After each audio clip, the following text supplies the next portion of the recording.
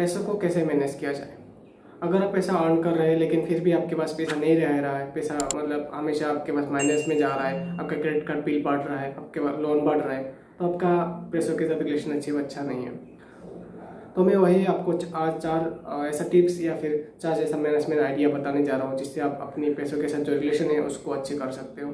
जैसे आपकी रिलेशनशिप अपनी वाइफ के साथ या फिर अपनी गर्लफ्रेंड के साथ अच्छी होना चाहिए, तभी वो आपके साथ रहेगी, या फिर तभी आपकी फैमिली अच्छे से चल सकती है। वैसे ही आपकी रिलेशनशिप भी अपने पैसों के साथ अच्छा करनी है, तभी वो आपके साथ पैसा रहेगी और तभी आपका आपकी पैसों की कमी महसूस होगी वो पैसों की कमी महसूस नहीं होगी। सबसे पहला टिप्स ये है कि अपनी सेविंग खूब बनानी है। किसी ने खूब कहा है कि your saving is your earning. चाहे आपकी अर्निंग जितना भी हो जाए, अगर आप उसमें से सेव नहीं कर रहे हैं तो आपकी अर्निंग जीरो है। जैसे कि अगर आप 15,000 रुपीज़ पर मंथ कमा रहे हैं लेकिन आपकी अर्निंग जीरो है, तो आपके पास कोई अर्निंग्स नहीं है, एक्चुअल में कोई अर्निंग्स नहीं है। तो इसलिए यही है कि अगर अभी आप अपने 30s या फिर 20s में हैं तो आप पैसों को सेव करना सीखिए। पैसों को कैसे सेव करना सीखिए। अगर आप पैसा सेव ही नहीं करेंगे तो पैसों को इन्वेस्ट कैसे करेंगे, पैसों को बढ़ाएंगे कैसे पैसों को। तो इसलिए सबसे पहले पैसों को सेव करना सीखिए। जो दूसरा टिप्स है वो है कि इन्वेस्टमेंट करना सीखिए। अब इन्वेस्टमेंट जितना जल्दी हो सके उतना जल्दी करना सीखिए। इन्वेस्टमेंट एक ऐसा चीज़ है, आप उस लाइफ में जितना जल्दी स्टार्ट करोगे आपको उतना अच्छा फल मिलेगा उसका। तो अभी तो हो गया इन्वेस्टमेंट करना है, लेकिन इन्वेस्टमेंट आपको कहाँ करना है। इन्वेस्टमेंट आपको लिक्विडिटी में करना है। लिक्विडिटी का मतलब ये है कि जहाँ से आप पैसा को कभी भी विड्रॉ कर सकते हैं। क्योंकि इसमें अगर आप लाइफ में कभी आपकी कोई दिक्कत हो गई, कोई इमरजेंसी हो गई, आपको उस पर पैसा चाहिए बहुत सारा, तो आपको जल्दी उसको विड्रॉ कर सकते हैं। जैसे कि रियल एस्टेट और ये स्टार्टअप्स हो गए, इसमें अगर आप पैसा डालोगे तो आप तुरंत पैसे को नहीं निकल पाओगे। सपोज आपने कोई प्लॉट लिया कुछ पैसा में, कुछ लाख में, और इसको सोच रहा है कि 2-3 साल बाद बेचेंगे, लेकिन आपको अचानक 6 मंथ बाद आपको पैसा चाहिए, तो आपको पैसा तुरंत नहीं मिलेगा। तो इसलिए आप ऐसा इन्वेस्टमेंट सोचिए जिसमें आप वो पैसा को आप 1 दिन 2 दिन में विड्रॉ कर सकते हैं। जैसे अभी मैं उस लिक्विडिटी इन्वेस्टमेंट का एग्जांपल बता रहा हूँ। जैसे हो गया स्टॉक्स हो गया, म्यूचुअल फंड्स हो गया, इंडेक्स फंड हो गया, फिर क्रिप्टोस हो गया। ये सब में अगर आप पैसे डालोगे तो आप 1-2 दिन या मैक्सिमम 3 दिन के अंदर अपने पैसा को विड्रॉ कर सकते हैं। तो ये हो गया इन्वेस्टमेंट। जो तीसरा जो टिप्स है कि वो है कि जो कंपाउंडिंग है, हमको उस कंपाउंडिंग के कॉन्सेप्ट को समझना है। कंपाउंडिंग क्या है। कंपाउंडिंग में आपको बहुत ज़्यादा टाइम की ज़रूरत पड़ती है। कंपाउंडिंग में टाइम ही मेन की है। अगर आपके पास बहुत ज़्यादा टाइम है तो कंपाउंडिंग में आपको बहुत अच्छा रिटर्न मिलने वाला है।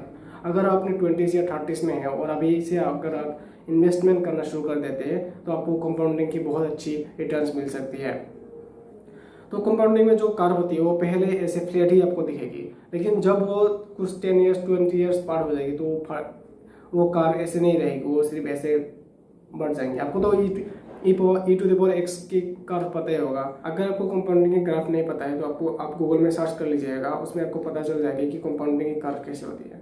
जो कंपाउंडिंग में होती है आपको इनिशियली 2-3 साल में आपको कुछ फर्क नहीं नजर आएगा, कि आपको लगेगा नहीं कि मेरा पैसा ग्रो भी हो रहा है कि ग्रो नहीं हो रहा है। लेकिन वही पैसा अगर आप 10 साल या 20 ईयर्स या 15 ईयर्स के बाद देखेंगे तो आपको बहुत ज़्यादा शौक लगेगा, क्योंकि वो पैसा बहुत ज़्यादा बढ़ चुका होगा। तो यही है कि आपको कॉन्सेप्ट ऑफ कंपाउंडिंग को अच्छे से अंडरस्टैंड करना है या फिर सीखना है, तभी आप बहुत ज़्यादा तभी आप बहुत ज़्यादा से पैसा इन्वेस्ट करेंगे, क्योंकि आपको पता होगा तभी कि कंपाउंडिंग कितना बड़ा काम कर सकता है। और जो चौथा टिप्स है वो है कि आपको लोन फ्री रहना है। इसमें जैसे कि कंपाउंडिंग में आपको पैसा बहुत ज़्यादा ग्रो होगा, वैसे ही डिकम्पाउंडिंग में आपको पैसा उतना ज़्यादा ही ख़त्म होगा।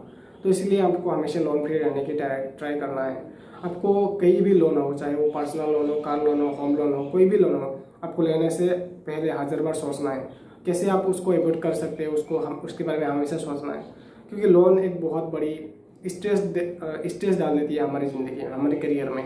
लोग ऐसा होता है कि आजकल लोग कॉलेज से पास आउट हो जाता है, लेकिन पास आउट होने के बाद भी 4 साल 5 साल तक वो अपने एजुकेशन लोन चुकाते रहता है, और जब जॉब लगते हैं उसके बाद और एक नया लोन आ जाता है, वो है कि होम लोन, कि हमें एक घर खरीदना है, हमें घर चाहिए। लेकिन उसी घर के लिए वो इतना ज़्यादा लोन ले लेता है और फिर बाद में वो बेचारा बहुत एक लोन के चक्कर में फंस जाता है। उसको हमेशा अर्निंग आएगा तो उसके 50% ज़्यादा उसका पैसा EMI में चला जाता है। तो यही है कि आपको लोन से बहुत ज़्यादा बच के रहना है, क्योंकि लोन लोन से मतलब यह है कि लोन आपको एक अच्छी लाइफ जीने नहीं देगा। और अगर आप ये भी सोच रहे होंगे कि अगर मैं और कोई लोग ये भी करता है कि वो पर्सनल लोन या फिर होम लोन ले लेता है कुछ 10% इंटरेस्ट रेट में और सोचता है कि हम लोग मार्केट से 15% कमा लेंगे तो हमारे 15 - 10 आपका 5% नेट ग्रोथ हो जाएगा। लेकिन अब वो लोग को ये भी सोचना चाहिए कि मार्केट में बहुत ज़्यादा वोलेटिलिटी होता है। मार्केट एक फिक्स डिपॉजिट नहीं है कि आपको हमेशा 15% रिटर्न ही मिलेगा, आपको हर मंथ 5% रिटर्न ही मिलेगा, ऐसा कभी नहीं होता है।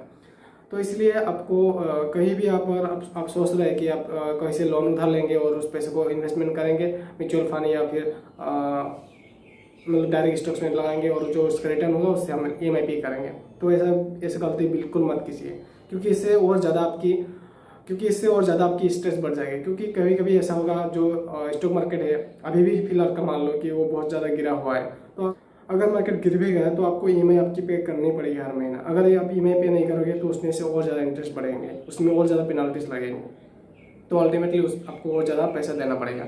इसलिए आप कभी भी किसी उधार पैसे से या फिर कहीं भी लोन लेके स्टॉक्स मार्केट या क्रिप्टो मार्केट कहीं भी मतलब मेनली बेसिकली रिस्की इन्वेस्टमेंट मत करिए। जो एक लोन है जो मैं थोड़ा बहुत कंसीडर कर सकता हूँ, मतलब थोड़ा बहुत आप कंसीडर कर सकते हो, कि एजुकेशनल लोन। लेकिन उसमें भी आपको आपके कॉलेज के बारे में देखना है कि आप किस कॉलेज में जा रहे हैं, जो आप स्किल ले रहे हैं या फिर जो सर्टिफिकेट के लिए वो ले रहे हैं तो वो आपको फ़ायदा होगा कि नहीं। या अगर आपको लगता है कि उसमें उस कॉलेज का कोई प्लेसमेंट अच्छा नहीं है या फिर उस कॉलेज से पास होकर भी बहुत सारे लोग बेकार पड़े हुए हैं, तो आपको उस लोन लेने में भी हज़ार बार सोचना चाहिए। तो यही है आज का जो हम लोग का मैनेजमेंट टिप्स था या फिर मनी मैनेजमेंट जो आइडिया था, वो जो पहला था वो है कि अपने सेविंग्स को इंक्रीज करिए। जो दूसरा था अपना अब जितना जल्दी हो सके अपनी इन्वेस्टमेंट को स्टार्ट करिए। जो तीसरा था आप जो कंपाउंडिंग है कॉन्सेप्ट को अच्छे से सीखिए। और जो चौथा था वो था कि आप हमेशा लोन फ्री रहिए। तो आज के लिए इतने ही कल फिर मिलेंगे और नया वीडियो के साथ, तब तक गुड बाय।